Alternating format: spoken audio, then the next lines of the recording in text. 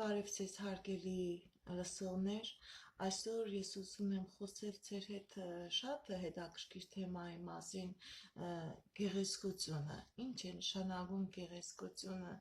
էզոտերիկայի, էքստրասենսորիկայի և պարահոգեբանների պատմելով։ Ընդհանրապես յուրաքանչյուր ազնվորություն ծնվում է գեղեցիկ դիմագծերով, եւ որ երեխային նայում ես ամեն մեկը ոնց որ մի փոքր հրեշտակ լինի։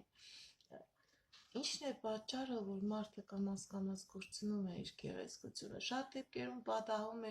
երբ որ դպրոց ես գնում, քո դասարանի ընկերներին տեսնում ես, ինչքան սիրուն է իրանց կառուցվածքը, իրանց դեմքերը, բայց ասում է որ ժամանակ ու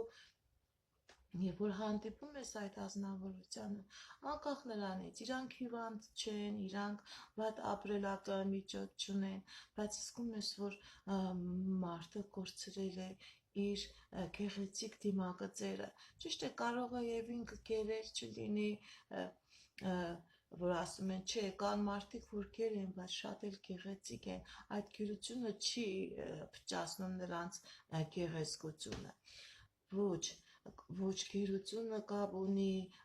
ոչ հիվանդությունը կապ ունի, ընդհակառակը լավ մարդիկ նույնիսկ հիվանդության ժամանակ ձեռք են բերում ազնվականի դիմագծեր։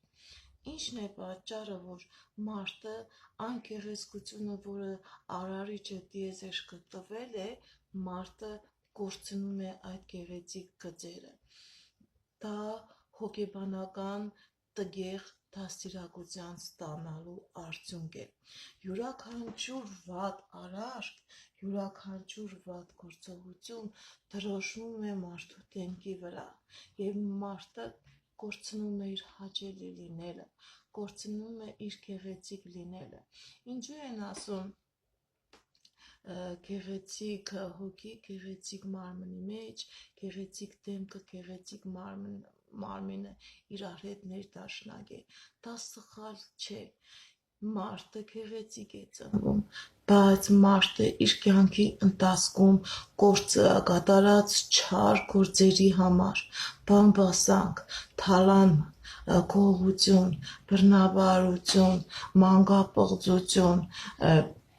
կորցնում է մարդը իր գեղեցիկ դիմագիծը, իր մարդկային դեմքը մարդը կորցնում է։ Գիտեք ինչ, տեսնում եք, որ լավ էլ հարուստ է, ամեն օր դուրս է գալիս սալոններից, բայց կապ չունի, կուզե սալոն գնա, կուզե պլաստիկ վիրահատություն կատարե, նրա վրայից գեղեցկությունը կորում է, նրա վրայից տգեղություն է թափում։ Ուշադիր եղեք, մի կորցրեք ձեր գեղեցկությունը, այն ինչ որ տվել է ձեզ տիեզերքը։ Ես ուզում եմ շատ հետաքրքիր մի բան պատմել։ Ուրեմն, երբ որ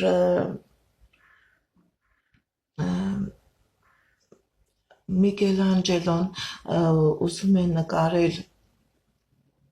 Քրիստոսին իրեն 12 առաքյալների համար, այդ նկարը շատ երկար է ինքը նկարում, որովհետև չի գտնում Քրիստոսի դեմքին հարմար անձնավորություն ու անընդհատ ման է գալիս ու հա մի անգամ ինքը Հռոմի հրապարակի մեջ մի շատ երիտասարդ գեղեցիկ տղա է գտնում ու տանում է, խնդրում է, ասում է, ես ուզում եմ, որ դուք այնքան գեղեցիկ է ձեր դիմագիծը լուսավոր, ուզում եմ, որ ձեր դեմքից նկարեմ Քրիստոսի պատկերը։ Ու այդ անձնավորությանը տանում, այդ երիտասարդին տանում,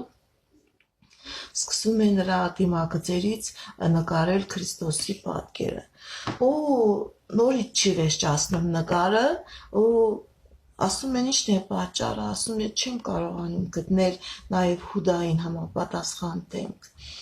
Ու եւ նորից է ման գալիս, նորից հրապարակի մեջ մի մարդու է տեսնում շատ տանջված դեմքի արտահայտությունները, կնճիռները, չարությունը վրեն, հարբեցողության նշաններ կա տվյալ անձնավորության վրա։ Ու այդ անձնավորությանը խնդրում է, ասում է, ես ուզում եմ, որ ձեր դեմքից վերցնեմ գծեր, որպեսզի Հուդային նկարեմ, ու երբ որ բերում է ու նկարչական պրոցեսը ընթանում է, այս անձնավորությունը սկսում է լաց լինել։ Ասում եմ Միքելանջելոն ինչի է լաց լինում։ Ասում է դուք ինձ տեղը չեք բերում, չէ որ եւ մի քանի տարի առաջ դուք իմ դեմքից նկարել եք Քրիստոսի պատկերը ու նկարիչը զարմանում է ինչքան է մարդու վատ կյանքը, չար կյանքը, ցոփ կյանքը մարդու դիմագծերը փոխել, որ այդ լուսավոր անձնավորությունը դարել է սատանայակերպ անձնավորություն։ Սա բանում եմ նրա մասին, որ բարի եղեք, չարություն մի գործեք, մի կորցրեք ձեր աստվածային գեղեցկությունը, ձեր աստվածային պատկերը, մի կորցրեք։ Մենք յուրաքանչյուրս Աստծո դեմքով ենք ստեղծած, Աստծո նման ենք ստեղծած։ Ու երբ որ մարդը դառնում է կամաց գեշ, անկախ նրանից տգեղ, անկախ նրանից քանի տեսակ վիրահատություն է տանում, մեկ է չի փոխվում իր ներքին տգեղությունը։ Մի կորցրեք այն, ինչ որ տեզերքը, ինչ որ արարիչը ցես տվել է։ Այսքանը գեղեցիկ եղեք, առողջ եղեք, հաջողություն ստեղծություն։